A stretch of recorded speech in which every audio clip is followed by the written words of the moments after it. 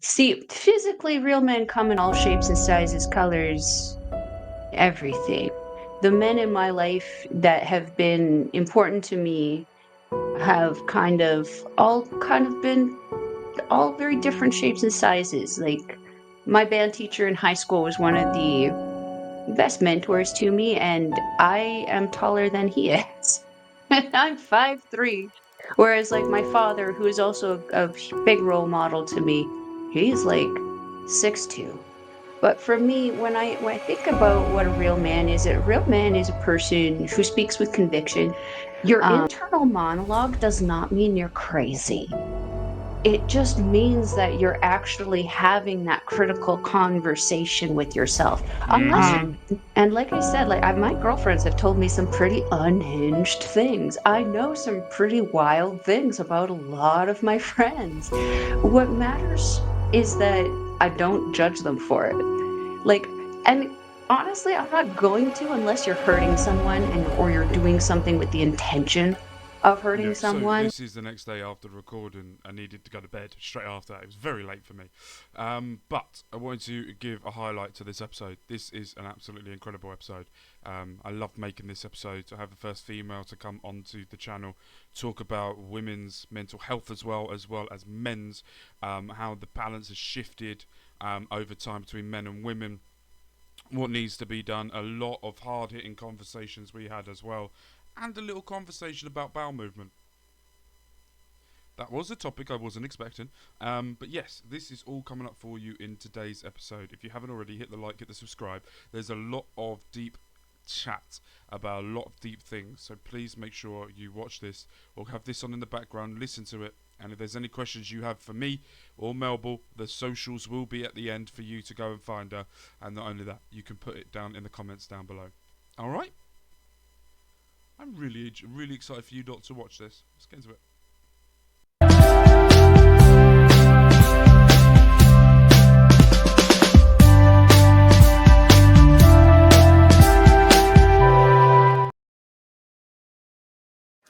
Hello, welcome back, ladies and gentlemen, and welcome back to another episode here on Mark Talks Men's Health. A little bit different here today. Not a man. Well, I am.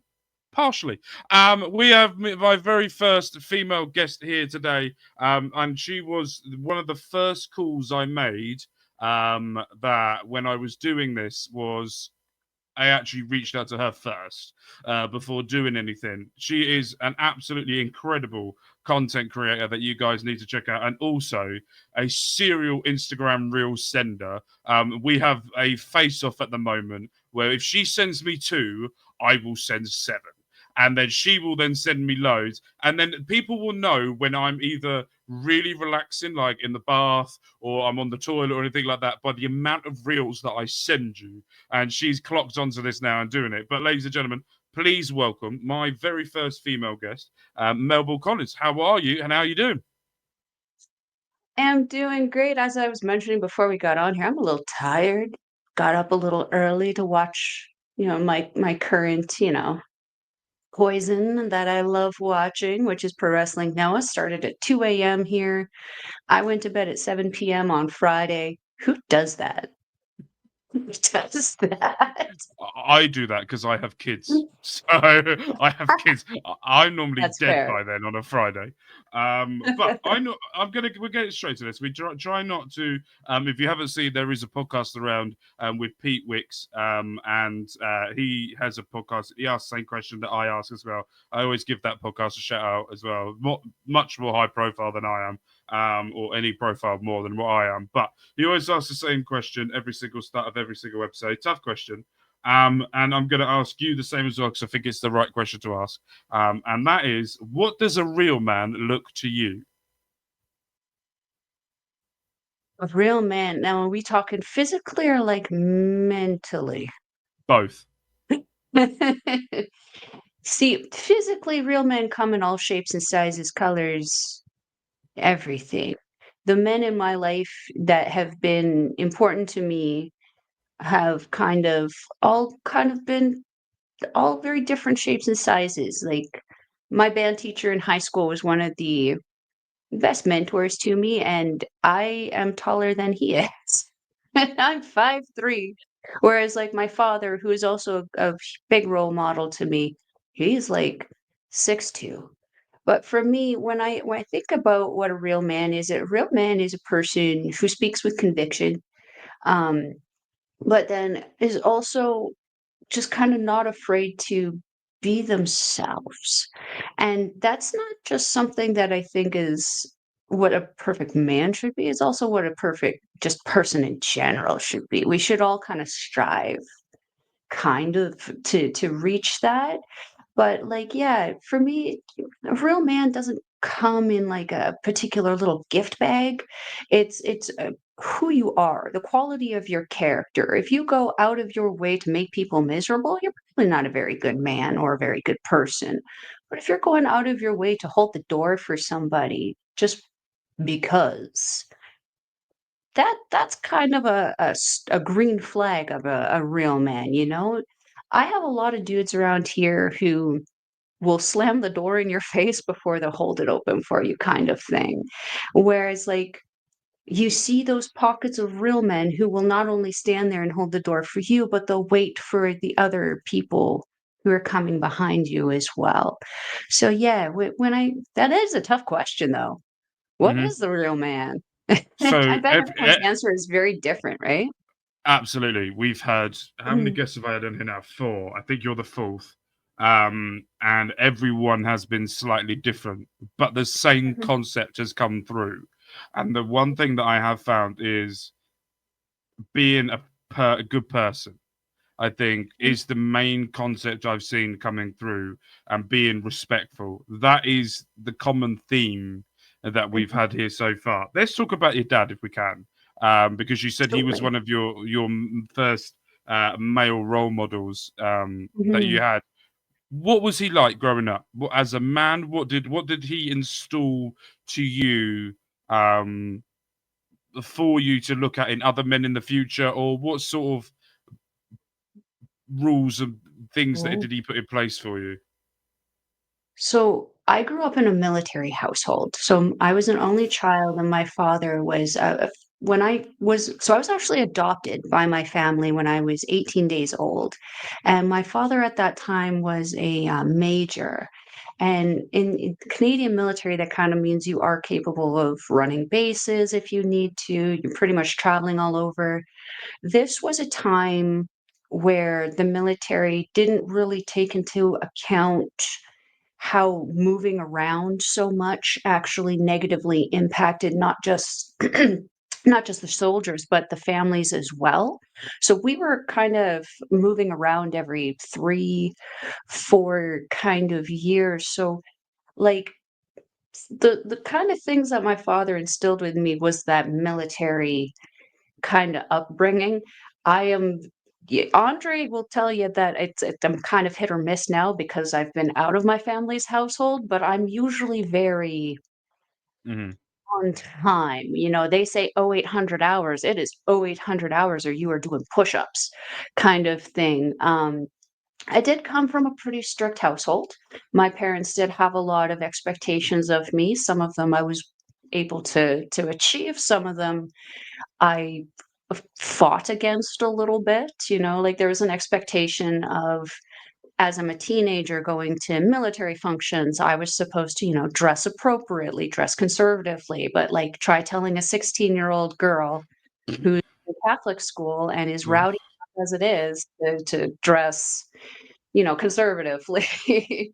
But that being said, I grew up a tough little girl. Like I'm 5'3". I have very little survival skills, but what survival skills I do have were taught to me by my father. Um, I can throw a ball really, really good, much better than most dudes. I don't know if that's something to be proud of right now, but hey, maybe that means I can lob a grenade pretty good. I don't know, but I can throw a ball. I was in sports instead Mhm. of dance, which I'm kind of making up for now because I wanted to be in dance, whereas I was put in the sports to kinda toughen me up, and honestly, they kinda did. I don't regret going through the sports because I did eventually end up enjoying them. It just when I was first into it, it was a little forced. Um, but then as I got older, the things that I was having to be taught kind of changed. And because again, with my father's ranking, this is something that like a lot of people know. But one of my friends, well, my dad's friends, he was actually an FBI agent at the time. Yeah, and when we went to go visit him once, I was about 11 years old, and I was just in my own little world watching MTV or whatever it was on there, just doing my thing. They brought me into an office, and this is so crazy. They taught me how to, um, I don't even know what word I'm allowed to say. They taught me how to be stabby stabby with people, Mhm. like, Mhm. physically protect myself because at that time, the trafficking was a very big problem. This was in, like, the early mid-90s, trafficking was becoming more of a well, not becoming more of a problem, it was already a problem, it was being made more aware to the children, I guess. I still Mhm. carry the pen, like, not the same pen because I'm 41 now, and that pen would be very old. I do carry a similar styled pen to the one that he had showed me, and I will teach my friends how to hold that pen to stab people Mm. if the situation kind of arises, which is an unfortunate reality, but it is something that has actually come in useful throughout Mhm. my life, which is, I think, even more unfortunate. Do you think, and this is going to be a really weird question, and this is a thing that I was thinking about, a couple of questions I have during that. One is I did not pick up this pen when she said about stabby stabby with a very sharp thing. I picked up this pen because I realized that even whatever's inside my brain going, your brain's going overload. You need to play with something while they talk. So Mhm. that's why what Fidget, you'll see yeah, is yeah. like I will start playing with stuff and do things. It was a coincidence. I literally went to pick the pen up as soon as she said about the pen with the stabby stabby. So that's fine. So the question I have for you is a two part. Is you had no sort of you had nothing to do with being put up for adoption and then getting adopted by a family after 18 days. That was nothing to do with you. Do you ever No. think about what could have been if there was you class the guy, the gentleman?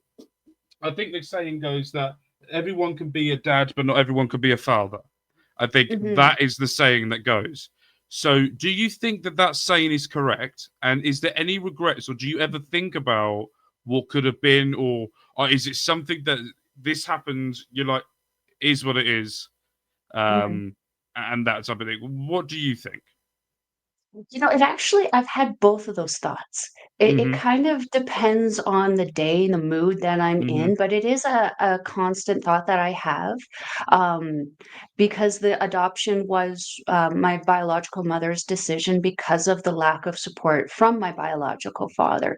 She otherwise was planning on keeping me, but because, babies are expensive, she wasn't able to kind of make a go of it on her own. And my adoption was actually kind of a last minute decision. Quite literally, my adoptive parents were notified that they would be getting me a week, like 7 days before actually Oh picking wow. me up from the office, which more people usually have time.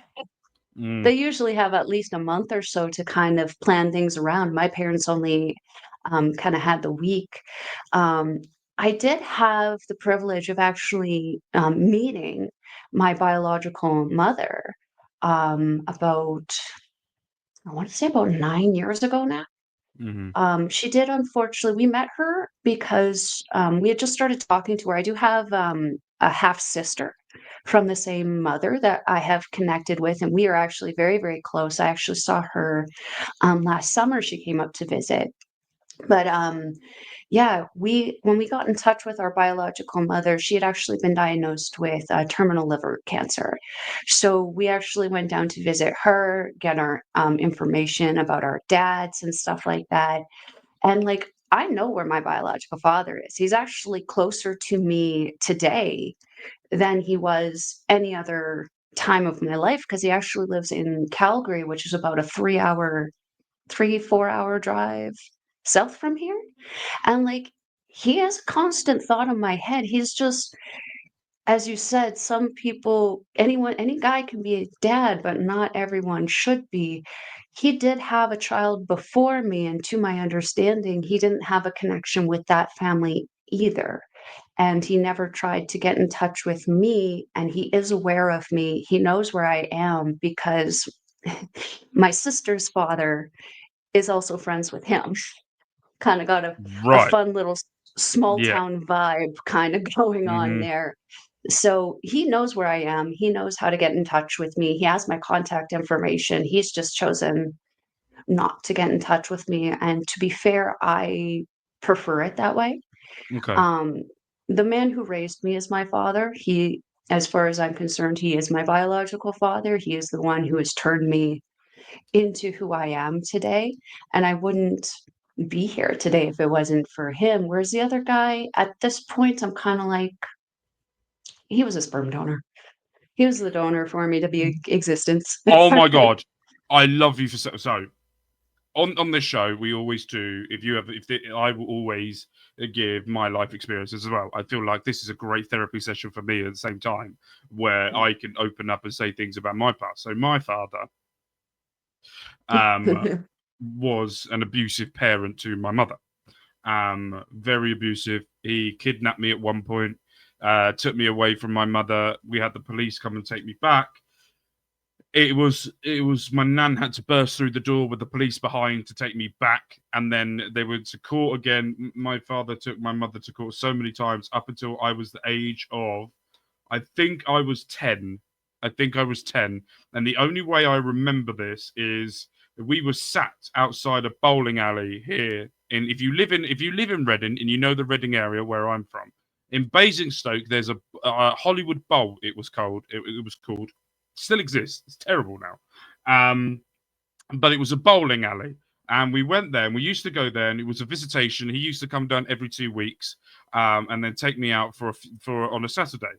And there was a picture in his car, and I can remember it to this day. There's a picture in this car, this boy and this girl, and for months, maybe years, he told me that was my cousin. And then I found out on that day, as soon as Johnny Wilkinson kicked the winning goal to win us the Rugby World Cup, that they were my brother and sister.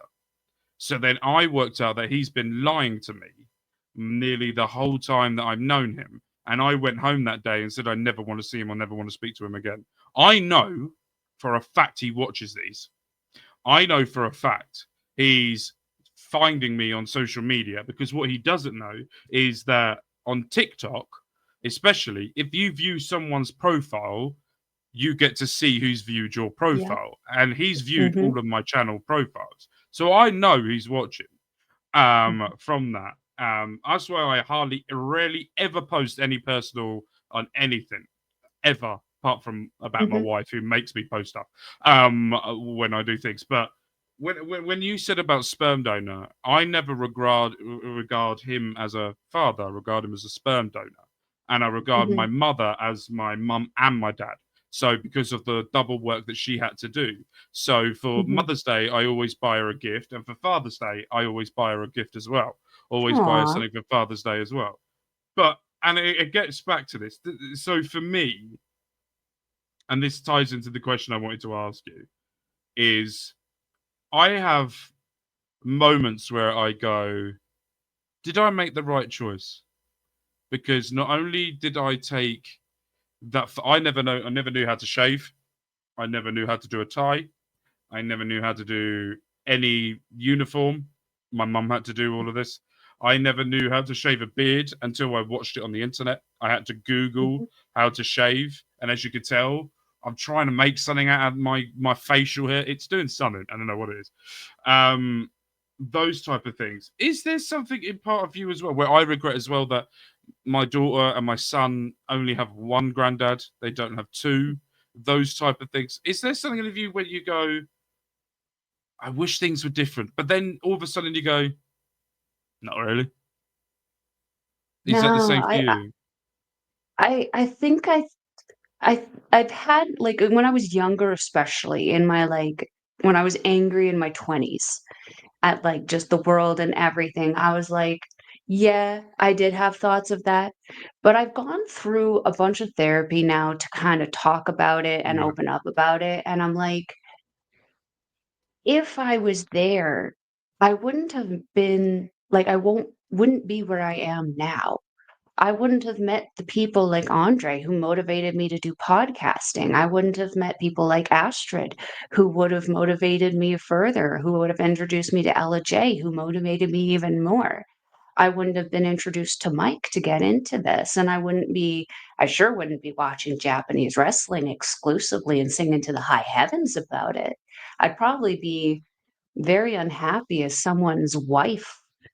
Um, in some small town because that's kind of where I was kind of coming from. You know, where I was born is all kind of farms, and it's kind of like an even more rural version of Alberta, really. And I don't think I would have been as happy there as I would have been here. But then also, you know, I can complain about my military upbringing all I want. The fact is, I got to do a lot of really fracking cool things that, like, people twice my age haven't even been able to do. Like, there's things in places that, like, I used to live in the US, for example. For 3 years, my father was transferred down there, and we lived in Missouri. And if you don't know where Missouri is, it's literally the heart of America, and everything possible, every natural disaster possible happens there for some reason. But every summer, my dad and my mom, we would pack up our little Oldsmobile and we would pick a direction and we'd drive. And I saw things in America that I don't even think Americans know are there. And they were so cool. And I've gotten to see really neat things like the city of Tombstone. Did you know that that is a real city? No. The That's movie the movie Tombstone with Val Kilmer in yeah, it? I've heard it. Yeah, I didn't know that was real. It's a real town. I've been there. I've been into the real OK Corral where the shootout happened. I've been to Gettysburg on the other side of the country where I saw where the Civil War kind of happened. Like, I've been to Mese Verde, which is like a strange Hmm. abandoned Native American settlement built into a cliff. Like, I've seen all kinds of really wild and just cool things because my parents allowed me the ability to see it, but then also because my father, we never had any problems whenever we went anywhere. My father was a pronounced enough individual. No one would ever approach us. We would never be bothered by people trying to sell us things. Just the aura that my father kind of radiated while he walked almost acted like a protective circle for myself and my mom. So, like, again, like when the FBI agent told me about the pen and everything at 11 years old, I was kind of like, why do I need to know this? Mm. I don't like, I was oblivious to the dangers around me because my father was always kind of there as my like little superhero in action. Now, as an adult, and I don't have that, I'm kind of like, Yeah. what do I do now? Now I have to start swinging on my own. It is very much, and I do agree with you on that. It's quite funny how I don't know if funny is the right word, but I think when you're at school and when you're going through school life, the only thing you really learn is how to be academic. And then Hmm. as soon as the academic finishes, you then got to learn very, very quick how to work the real life. And Hmm. you sort of like in my opinion, with what I did, I sunk very quick. I didn't know what Hmm. to do. I didn't know where to go. I relied on everyone else to help me to get where I am. Still do that now Hmm. to a certain point. Um, I rely heavily on my wife still, um, with certain tasks, day to day tasks as well. And I do think that that's a problem. This is what leads into this question that I have for you now. And I don't, and we're going to get onto women's topics as well, but they were mainly going to be talking about men. But what do you think, away from school, is the biggest challenges that men face today about their mental health? What do you think is the biggest challenge that they face if they're even if they're at school? And this is very much, I have made this. You can swear, so kids, if you're watching this, please make sure you get parental approval that this is allowed, because I swear like a chimney. But we want to make sure that every age watches this, so that anyone has Mhm. any questions, they can always come in and ask. But for you, what is the main things that kids need to learn about their mental health? And also, what do you think the challenges are for men, especially going through school and after school? I think the biggest challenge, and I say this speaking to some of my male friends, is that there's still a big stigma about men being able to have feelings.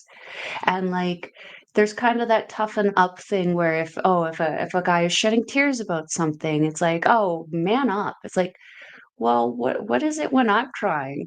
Because sometimes I'm crying because I'm frustrated that I can't do what I really want to do to your face, kind of thing, you know? It's I feel that the mentality still hasn't shifted enough that men are people too and they're allowed to have feelings. You guys are allowed to be upset. You guys are allowed to cry. You guys are allowed to be really happy. And you guys are allowed to express yourselves in that way. But for some reason, society has decided to put boundaries on how much or how little you are allowed to react before you're labeled something else. And like something when I was much younger, especially in high school, when being gay and the transgender community, the LGBT thing was just starting to kind of form and become more comfortable, there was a big kind of negative connotation put on men who did have feelings, and they would be like, oh well, if you feel too much, oh, you're crying, you're gay. And that became a big stigma where men didn't want to be called that. I feel like that's still a problem, especially in the like hyper hyper kind of end of the heterosexuals. There's always, I always look at life as a chart. There's 10% on this end who are extremists. There's the 10% on this end that are extremist. And then there's that big chunk in the middle where everybody else is. And it's like 10, 10, and 80. Everyone else is in this 80 degree. We get pulled one way or another because of the fear of those tenors on the end. And I think we have to recognize that us as that 80, we outnumber those tens. We need to start out drowning them, if that Yeah, makes sense, drowning no, them completely. out because they can only talk so loudly about it. We can only care so much about it. I'm at a point in my life where it's like I have a certain amount of quantity of fucks left to give. I don't want to waste them. I need to give them on important things. So this is one of them. We need to be treating Oh, people like people. If a woman is allowed to cry, a guy is allowed to cry. If a woman's allowed to laugh, a guy's allowed to laugh. If a woman's allowed to be gay, a guy's allowed to be gay, and they're not supposed to feel shame about who they are. Because why? What yeah, do people benefit from making us feel shame besides just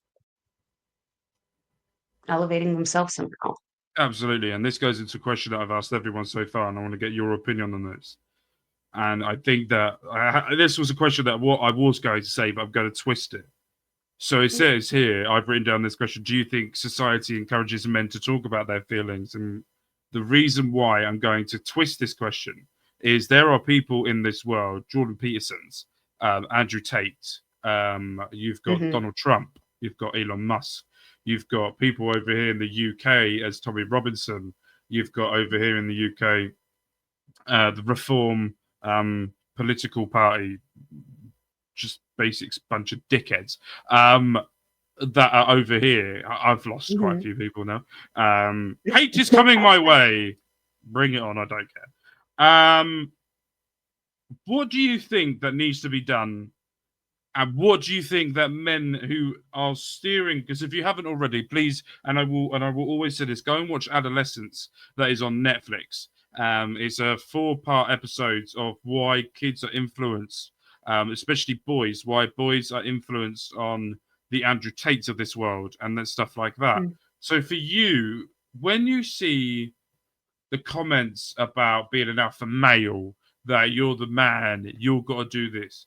How does that make you feel? But then another question on top of that, which is a very open ended question, but I want to hear your answer to this, is what needs to be done to try and help these people that are making these messages to be a little bit more quiet? Okay. So, okay, what was the first part again? Okay, so, so Because ADHD, man. no, that sounds right. Let's go with the first part. So, with you, what needs to be done to help men and boys not be influenced by the far right, as in Okay. the Andrew Tates and Jordan Peters and all of them lot? It needs to, for me, I've thought about this extensively because I'm like, why do people our age think the way they do? Well, we were taught when we were young. What was not taught to me when I was young? What was Mm. not taught to me, and I don't know about how the UK's education system is, but in Canada, it's multiple choice. Your answers are A, B, C, or D. There is no other answer.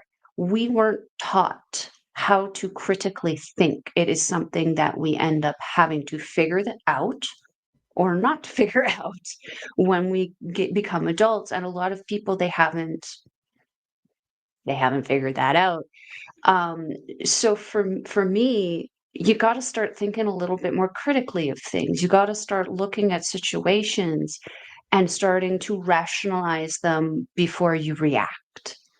And that was a big problem that I had, especially in my late 20s and a lot of my 30s. I was a very emotionally reactive person. I would hear something and be like immediately on the attack, ready to go. We ride at dawn kind of thing. It's taken a lot of therapy.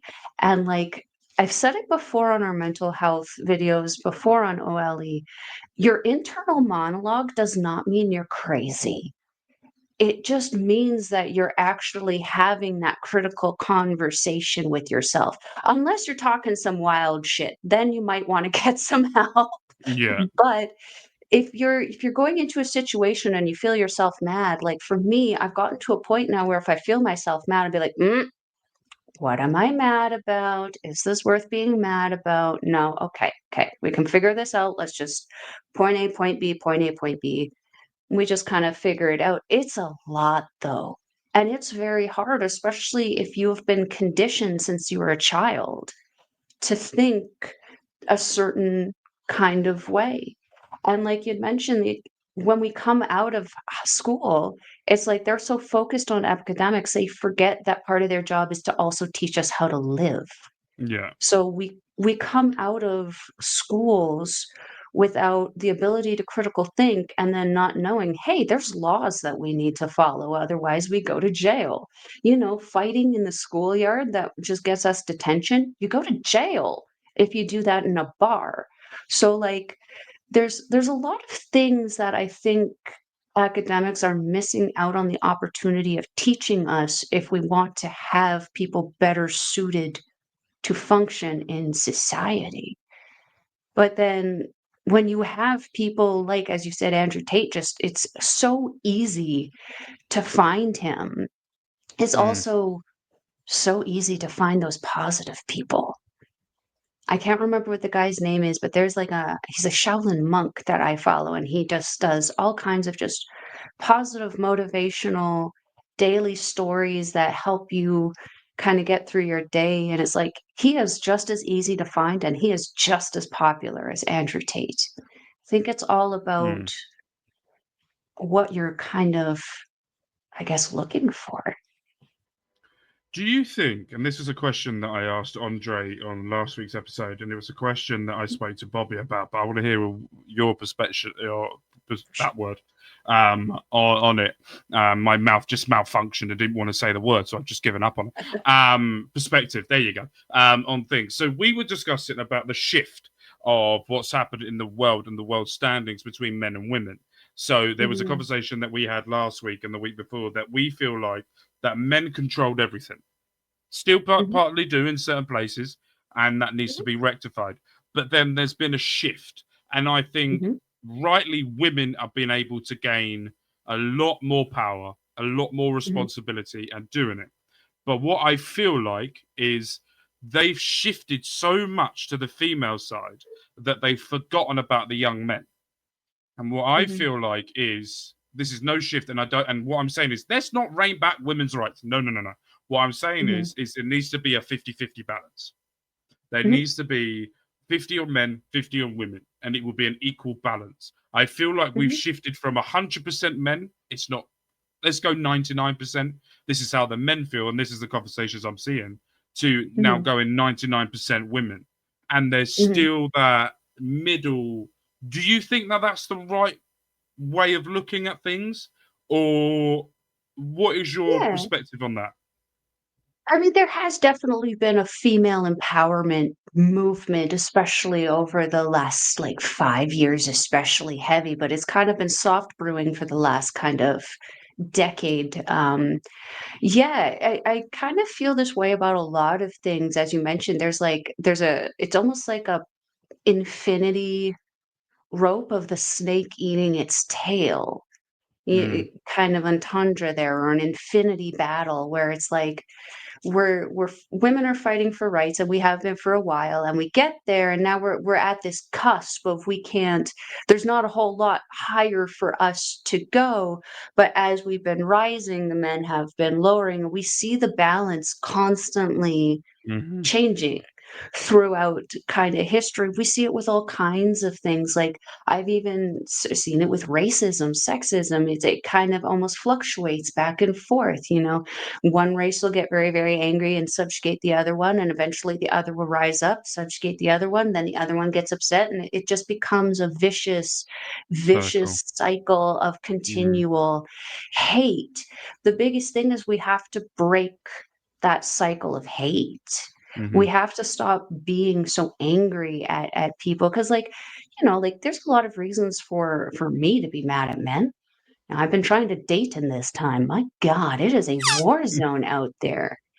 But like at the same time, I also don't sit there and go, "Oh, I hate all men because this is what they're all like." No, this is just the handful, the very, very small micro niche that is coming into my DMs because I'm not going out and looking in more appropriate places. mhm. So, like, you know, we have to get back to being able to, again, have that rational thought process and not just latching on to an ideology because such and such on such and such a thing said so, or because Andrew Tate said so, or because the president said so. Because some of these people, you can tell they're not critically thinking either. No, especially that last one. Um, we spoke to Andre last week, and he pointed you out to being one of the very close emotional supports that he has. He said that when he's feeling low or when he needs to talk to someone, he will predominantly go to you and a few others as well. How does that make you feel when someone of one of your closest friends feels so comfortable that they're able to talk to you and they're able to feel, how does that make you feel as yourself? Because I know that from first-hand experience of when I've spoken to you before, and that the amount of Instagram reels that we send each other, that I know that the riskier ones that I want to send, I will only send to you, because I know I feel more comfortable as you will find that as a joke. So Yeah. when it's very much of when you've got a really good friend of yours with Andre coming out and saying that, how does that make you feel as a person? Well, it makes me feel really good, obviously. I mean, Andre has seen me through some of the worst moments of my life, and I've seen him through a lot of some of the sad moments of his life as well. To be able to know that no matter what, I have somebody that I can go to and be like, dude, I'm not good. And he'd be like, cool. Do you need me? I can be there in 20 minutes. And we have that kind of relationship where if we're not feeling great, we know that we can rely on each other to kind of help each other up. But he's gone above and beyond to always kind of help me out, be there for me, send me things. He's kidnapped me a few times to bring me to local wrestling events that I wasn't wanting to go to, but he still forced me out the door. It really builds your confidence because Hmm. on those days where you're feeling kind of shitty about yourself, you can always be like, "Well, Andre likes me." I got one person in my ball court who's shooting the hoops for me. So yeah, it's always good to know that you're someone that your friends can turn to. Especially like now some of my friends are starting to move away. I lost the Empress Peggy recently, but she and I Hmm. still message back and forth daily, sending just as many memes. So you are very, very comfortable in talking with others and sitting down with others about their mental health or if they've got any struggles to go through. How are you dealing with it? Are you comfortable enough to open up as well, or are you very much of you think of others first before you think of yourself? I tend to think of others before myself, but when I do need something, I do have my people that I can go to and be like, "Hey, I need something."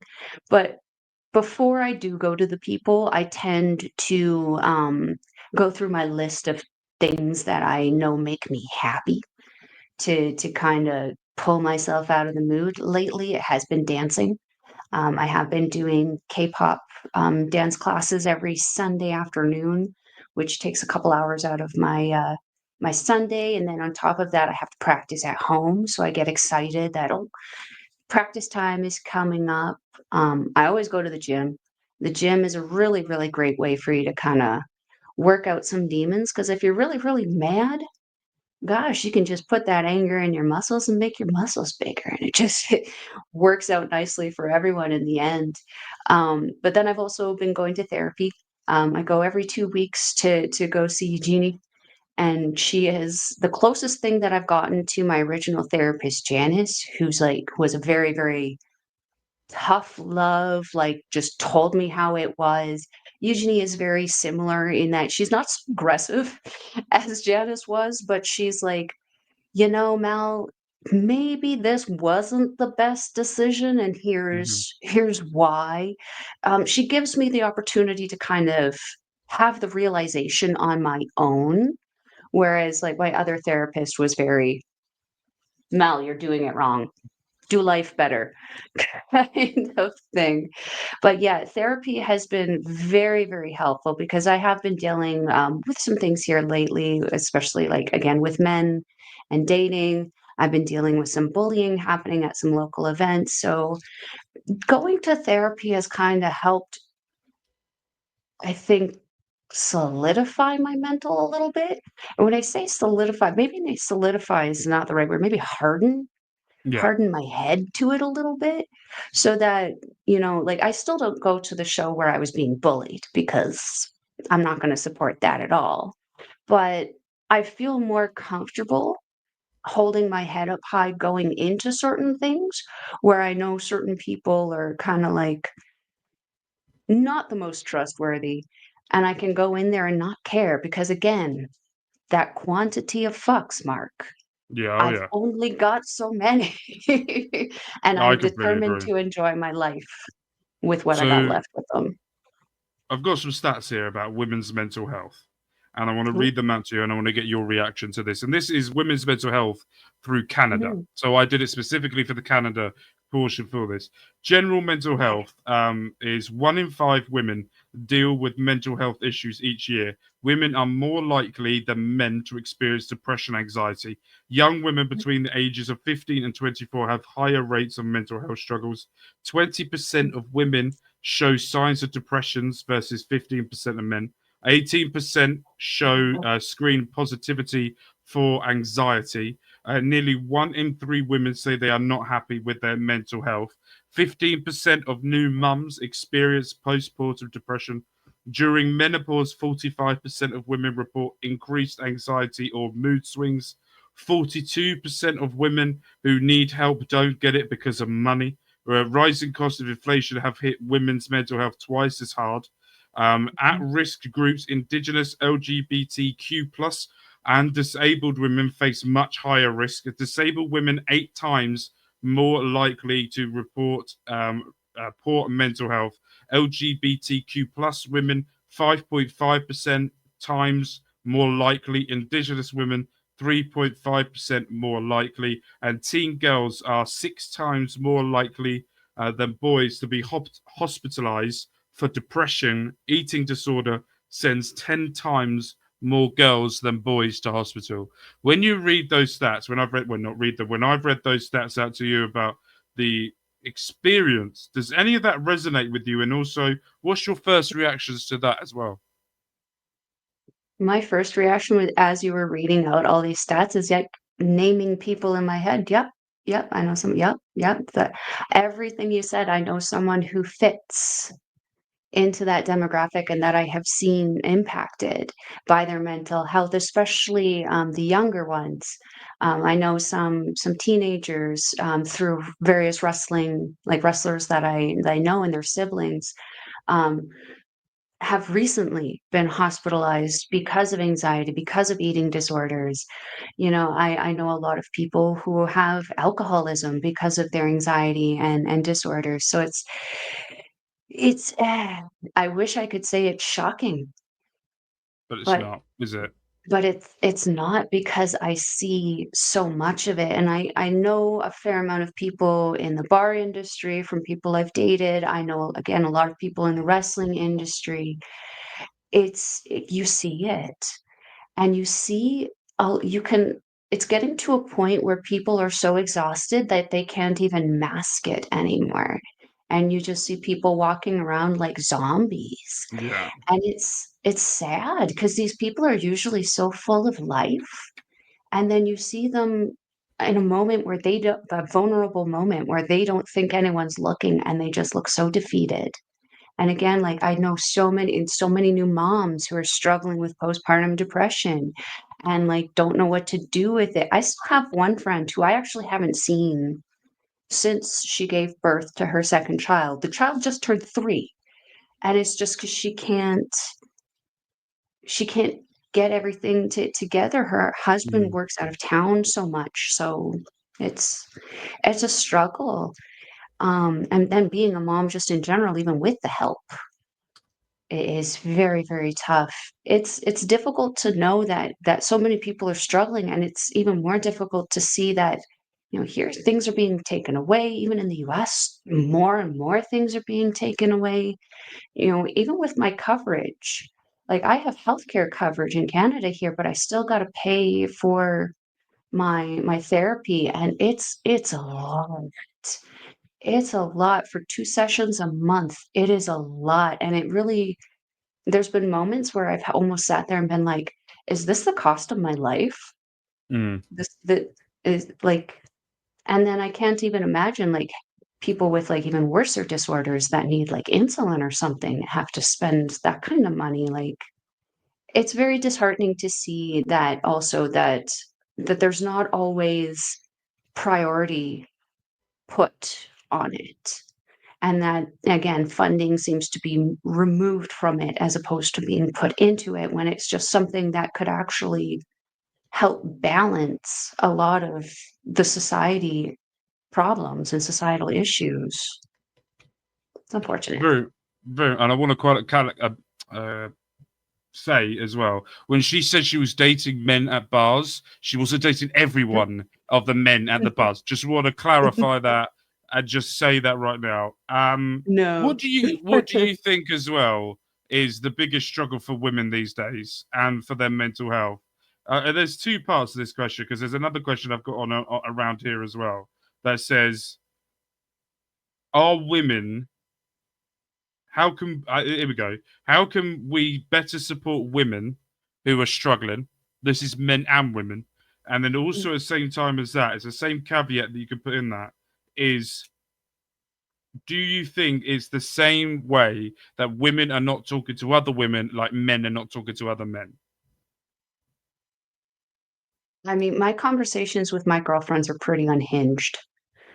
So we've we talk about a lot of things, and, like, I'm also, again, at that age, I'm 41. A lot of my friends are either in their 50s or in their 30s, so a little bit younger than me, haven't experienced things, or in their 50s have experienced a lot more. My friends are the kind of friends where we're, like, discussing our bowel movements. So, like, there's not a whole lot off limits for myself. When I talk to my guy friends, I don't know if they're opening up to each other as much as they are, but they do open up to me. So, like, sometimes when I'm joking about it, I'll be like, "Ah, people keep trauma dumping on me." But it's not. I don't mean it in a derogatory turn. I do mean it in a joking way, because that people feel comfortable coming to me and talking to me tells me that they want to be feeling better, and they look at me as a way to get them to feeling better. So, in that respect, I don't mind feeling like a tool. You know what I mean? Like, that's a tool I don't mind being. Um, but There is what too many jokes to go with that. I'm going to gloss over that. I'm glossing over, but yeah. So what was the first question again? What can women Do you what can men and women do to support each other's sex better? As in not the sex part that happens if whatever sex you want it to be. Um, irregardless. in regardless, however you want to do it, go for it, shag away. Yeah. Um, I Um, don't think I've ever said shag away ever in my entire existence of my life. Still don't know why those words come out of my mouth. But what do you think? Is it a gender thing, or do you think there's a way that men can support women better and women can support men better? Because there is a caveat that I want to ask to this in a moment, but I want to get your opinion on this. Wait, there's a phrase that's been made really popular lately that I think if people actually did it, would actually, like, make people a lot happier and a lot more comfortable, and it's that we listen and we don't judge Mm-hmm. thing. Mm-hmm. Um, and like I said, like, my girlfriends have told me some pretty unhinged things. I know some pretty wild things about a lot of my friends. What matters is that I don't judge them for it. Like, and honestly, I'm not going to, unless you're hurting someone or you're doing something with the intention of Yeah. hurting someone, then I'm probably gonna give you some shit about that. But, like, listen and don't judge. Don't treat the person different, because, like, I know some people who have some, what I will call, societal inconsistencies, which are ideologies or ideas that society probably wouldn't look at too nicely. But I'm also the kind of person where if you treat me very well and you treat me like a human being, I'm going to reciprocate that. How you think is one thing, but how you act is going to be a completely different other. And I feel like we put too much emphasis on the negative things and not enough emphasis on the positive things right now. Mm-hmm. So I Yeah. think to help, again, to help each other talk more and just express each other more, we have to start acting in that we listen, we don't judge kind of mentality. So the caveat to this question is Mhm. how do we get men to feel safe to talk to women? Because if you look at comments online, I know, but if you They look at go comments on, everywhere from everyone, yeah. yeah, but what the main factor I find is when you look at comments online is men turning around to other men of when there's a breakup or there's something that happens of I should never have trusted her, I should never have talked, I've never should Mm. have spoken to her about this because it got thrown back in my face. Mhm. And this is now trickling down to young men and young boys these days. Mhm. When I look at stuff, going, if I had a girlfriend, it's for convenience because they were there. I'm not going to talk to them about personal stuff. But with my wife, I tell her everything, like the Hmm. amount of shit. We go down. You were talking about bowel movements. I tell my wife the amount of shits I've had today and how bad it hurt or how much it smelled.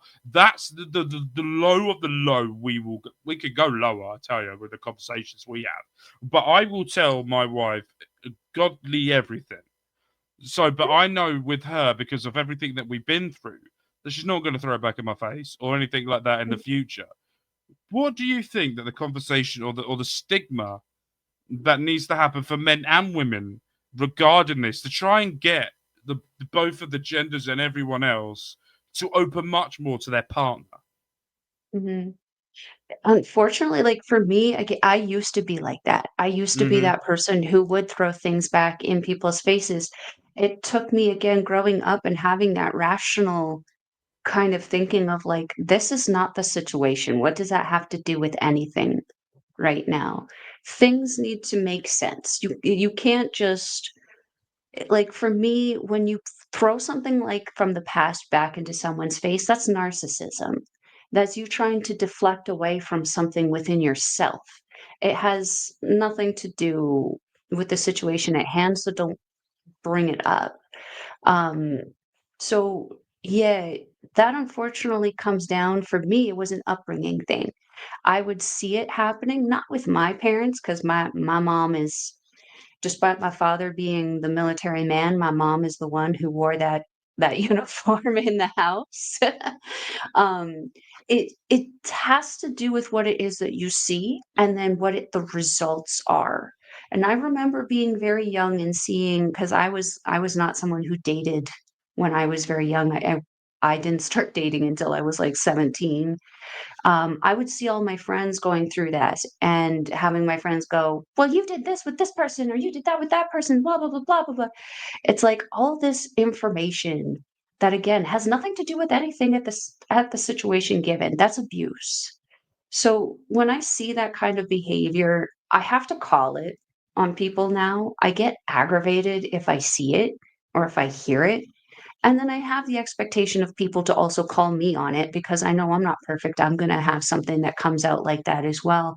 And that's why I love the Horde, which is what Andre is also a part of, which is our local wrestling lover community. We kind of talk like this with each other. And people have the know that sometimes Melball gets cranky and she needs to be put in a timeout or have a squirt bottle squirted at her or something. But yeah, So we've got two questions left, and then we're going to go into the quick fire round. And one of excellent. them is a very hot topic ish, shall we say, and something quite controversial to the internet right now. And the other one is just a little bit of what I want to get your thoughts on. And we're going to talk about misogyny right now as the final Mm, one. As of when we record this, this is the day before the England women's Lionesses go into the Euro football European finals, and mm, there is a lot of stuff online of men deliberately going out of their way not to watch it, but to mock it. So the question is I have for you is as well historically women are underappreciated in the history books. With anything mhm, that's happened, they are left out of it. They're mhm, not appreciated with it. If any woman goes with claims about a different about the other sex, they're normally labeled as you'll be fine, and then things escalate even worse from that. mhm. What This is a really open-ended question, and I do apologize throwing this on you No, it's all because, good. but it's one of those where I want to get your opinion on is what do you think? All right, here we go then. I'm going to word it in a way that sounds easy for me to understand. If you were in charge of the world, right? Mhm, The whole world now bows down to you. What would you do? God help us all if this actually happens. But what would you do to try and stamp out the misogyny and try and bring the balance? Because if we look at, as we said earlier, the balance was flipped. It went from mhm, men fully to then women. but now it's gone back to. But if you look at history, it's fully men. So what would you do to try and bring that misogyny away? And what would you do to try and help with the future for the women? I mean, the easiest thing to say here is to ensure that, like, that the misogyny is kind of being taken care of at the base level. So when you're looking at like politics and stuff like that, vote in the people who are appropriate for the job, not just because they're male or female. Vote them in because they're going to do the job and you have faith that they're going to do the job that they're going to do. Um, for me, it's hard to say like to white misogyny because there's so many different cultural things throughout the world where that hierarchy of patriarchy works and doesn't hurt the women. But then there's other ones where it seems almost just intent on hurting the women, which we're seeing a lot more nowadays. The biggest thing would have to be to reevaluate the education system and see, like, add in certain, what's the word? I don't think ethics is the right word, but like,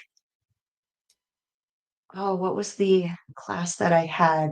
I had to take this class when I was in college that taught me proper manners, how to Mm-hmm. talk to people respectfully, how to Mm-hmm. sit at Mm-hmm. tables properly. Mm-hmm. Educate. I can't, there's the word. I knew it Mm-hmm. started with an E. mm-hmm. Um, etiquettes need to be taught to children, not just adults. It needs to be taught to children.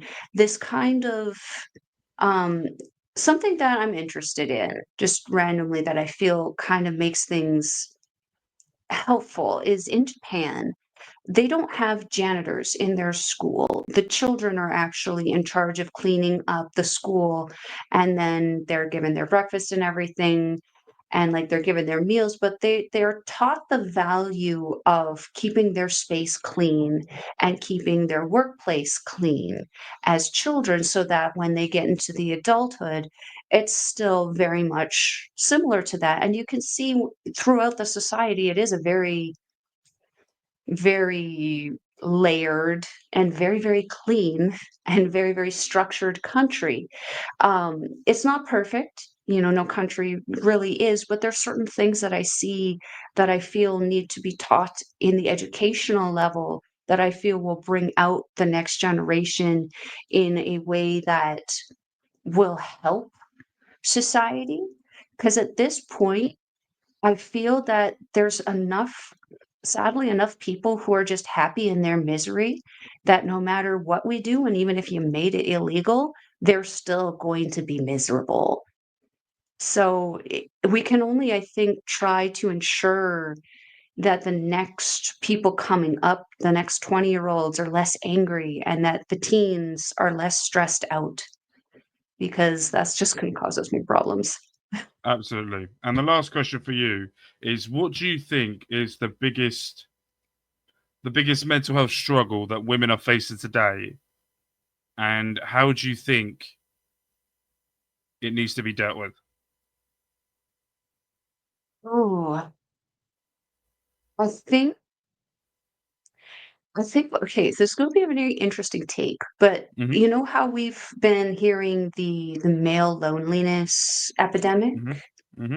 I feel that that's actually what the women are going through right now, and we're just masking it with this hyper independence.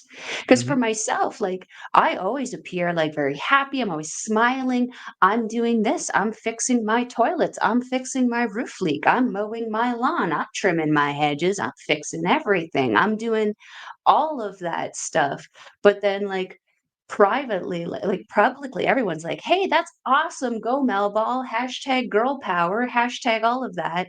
But then internally, I'm going like, "Gosh, it would be really nice though if I could be like, supervising a man doing this."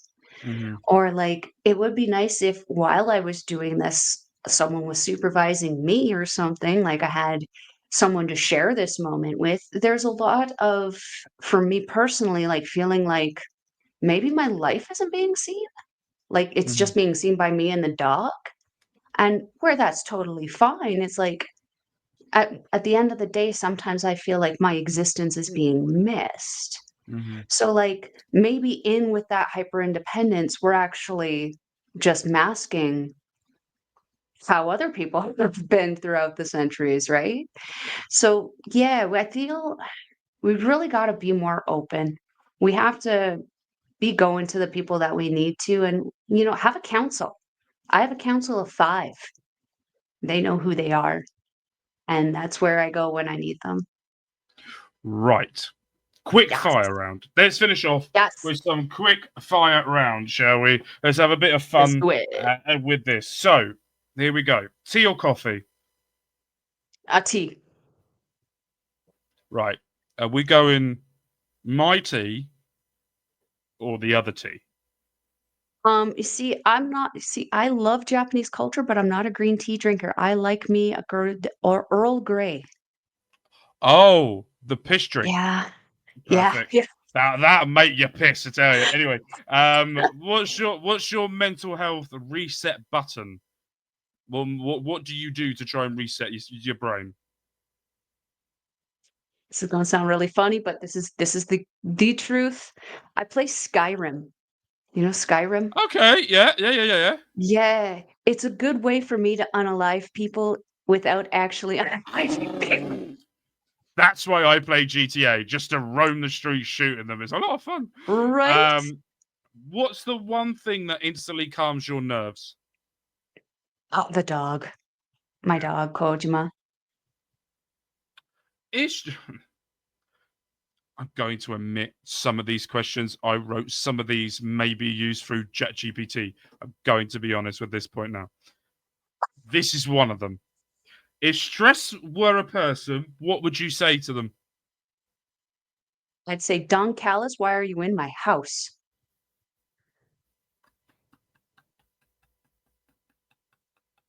That's a Then I'd hit great him with a answer. chair. Full wrestling move on there. I love that.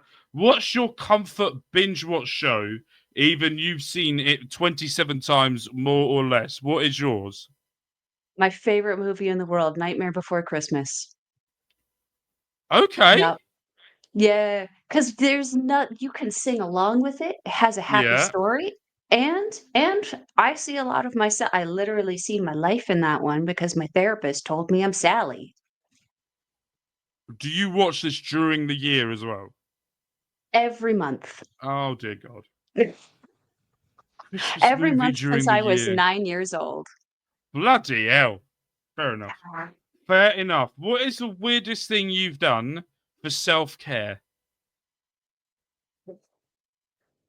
A couple of, years ago, my cousin Emily, before she moved to Australia, we used to do drives to calm our nerves, and because we are in Alberta country, we there's lots of farm fields, right? So there's a lot of darkness, we can go watch the Mm-hmm. stars.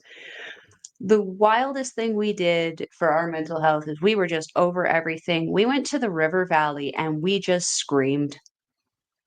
Just Fair enough. screamed.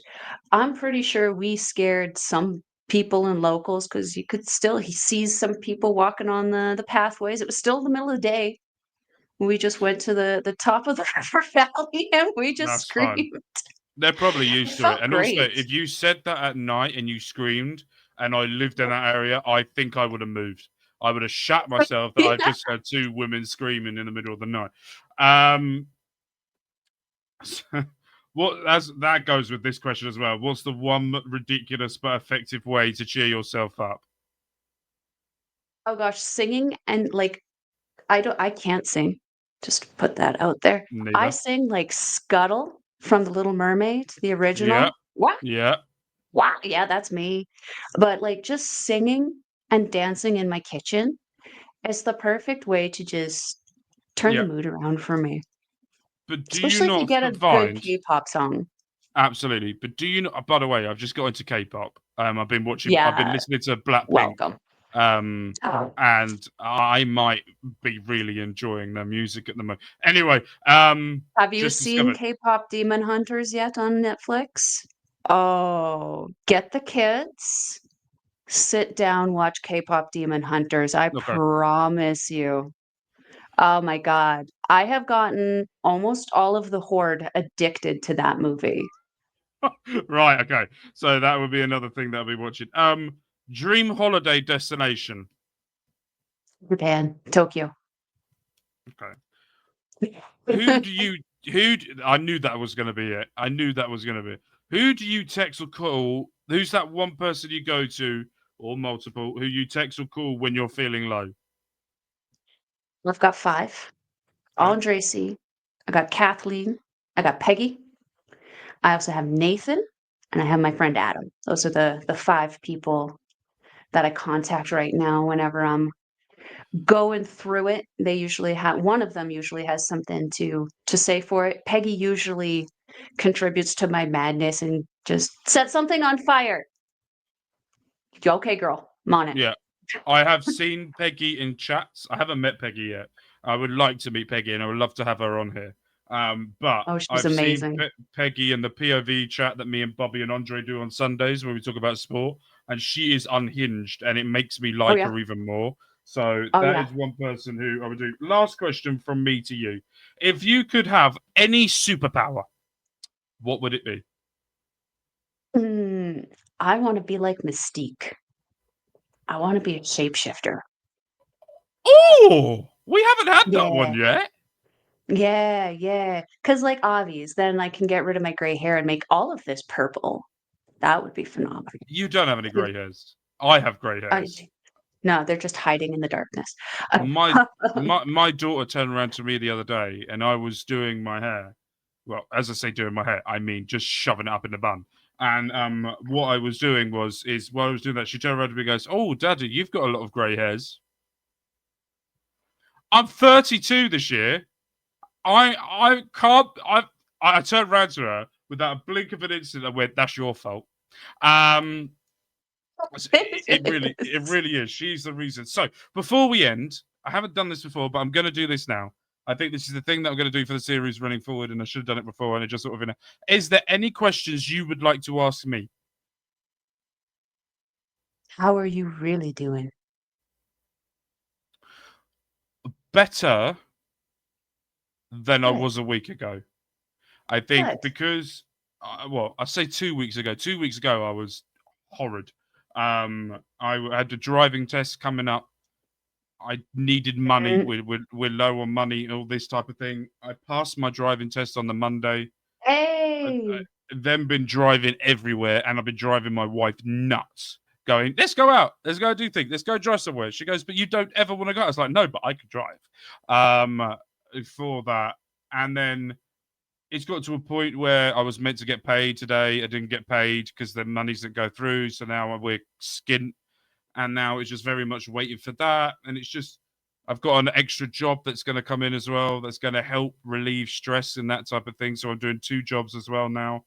Um, it's very much of I'm okay. It's just if I didn't if I didn't have this, I would be a lot worse. I find this as mhm, like my therapy session ish, mhm. where I listen to others, but then I will then say how I'm feeling and how I do, and I get different perspectives from different people. Um, so at the moment, I'm fine. Ignore the high pitched tone to that because I am fine. But I let's was give it gonna a say week or so. that sounded a little Friends-ish there. It did. It's fine. I'm fine. It's fine. I love Ross when he does that. Absolutely epic episode, by the way. I'm fine. It's fine. Anyway, I could go on a full thing Fine. about that episode. It's the bit when he has the hot plate. He goes, that's gonna hurt. And then he does the high five and starts script. Anyway, this is a lot ahead in the future when you see this, or once this is recorded, is a little bit further behind. But I want everyone to see down below where they can find you. This is old. I don't know if you're doing Andre and Melball Wrestling Talk No. anymore, but I know that these are your socials, if I'm right, where they can find you. So tell them what you got coming up and where they can find you. Not what you've got coming up, but what your plans are. What I'm doing, what the Exactly. grand scheme of it How all you is. doing? Well, you can catch me on our local establishment where I am releasing now 2 shows. One show is called Noah Unleashed, which is a weekly news and review show where whenever an episode of Pro Wrestling Noah happens, wake up at whatever god awful hour in the morning that it's starting, and I watch it live and then talk to you guys all about it. I also have a really fun show called Strong Style Fashion, where I am taking inspiration from professional wrestlers and styling myself after whatever I have in my closet to kind of make that wrestler. I've done Seth Rollins. I've done Tam Nakano, who's a Stardom wrestler. I just did Yohei. I have 2 more coming up in the next couple of weeks. We got a classic that I'm doing up from the '80s, which was Bobby Munson's choice, and I Of course also it have was. a W. It's old school. It's Bobby. If it's anything old, it's always down to Bobby. That's what I always say. I actually have got a couple choices from a couple of the Horde members for a few, like, '80s classic wrestlers, so I'm excited to see what I've got going on. We've Mhm. got a Legion of Doom coming up at some point too, that's on the list, yeah. We're Oh, we're gonna have and fun with also, that. you stupidly asked me to send over a top three as well. The most unfashionable person that you could ever know in your existence of a human being, me, about fashion. And I sent three over as well. I was just like, what three comes to my brain? That was literally all it got And from the that. But other yes. I picked a main one and I've put the other 2 on the list, and that's kind of what Hmm. I'm doing. I'm building my list on there. I've got a huge list of inspirations. I'm pretty sure I've got the next year of strong style fashion all planned out and ready. I just gotta make sure that I have all the bits and pieces that I need. I might have to do some sewing on a few things, but it's a fun little show. Yeah, we're gonna have a lot of fun with it. I'm hoping to keep them shorter so they can stay on TikTok as well. Yeah. But yeah, those are the 2 main shows that I'm doing right now. I do pop up on, Ladies Wrestling Showcase with Astra Pizarro every once in a while. We have been talking about getting a episode out because we've been watching a couple amazing women's wrestling matches from around the world, and I have to talk about the Sapphire Reed and Mercedes Moné match somewhere. So we're gonna probably do it on Ladies Wrestling Showcase.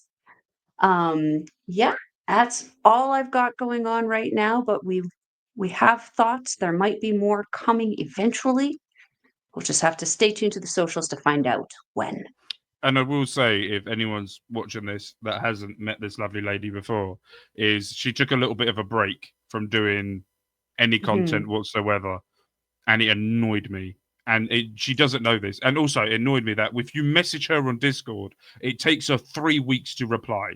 Duh. But at the same, and then I found Instagram, and I know if I send a message within half an hour, I'm going to get something back. So it's absolutely fine. So now I found that. But when she took a break, I really did think that it was the worst thing for the internet, because not only is this woman Mm. very inspirational in her mind of how when she creates content for others, is that she is very much, as you could tell by this episode here today, I only have people on who I feel like can help people or make a difference, and this woman definitely makes a difference. So please go down. And for me, my socials to all of this are in the YouTube channel header. They're all there. The TikTok page, Blue Sky. It's all there. I don't know if I've done it in descriptions. I don't know if I have been unlazy or not. Check there first. If it's not Don't there, be it's in lazy. the channel. Yeah, I know. I know that there's time where I've gone, I'll do it today, and then just didn't do it. So go and check that out. Make sure you have already. But we have got a guest coming up next week, which is a from my neck of the woods over here in England. He's a Reading fan who I support. I interviewed him last time, God, Jesus, about 8 years ago. I think it's 8 years ago, maybe 7 years ago. Wow. Maybe when was COVID? Before COVID? About 5 years ago. Okay, 5 or 6 years. It was just before COVID. I think I spoke to him, and he lives in Northern Ireland. He's a Reading fan. He's also a Ooh, nurse as well. So it's going to be thank talking you. about his personal life, how he's going through. So that will be coming next week. And then we've got a few other guests coming up as well. Everything's all been ready up until September. So make sure if you haven't already, hit the like, hit the subscribe. But is there any final message you would like to say to anyone before we leave? Love yourself. Love yourself. Always love yourself. I can't. I Always. can't. I can't do better than that. So we're going to end it. Thank you guys ever so much for watching, and we will see you guys next week for more.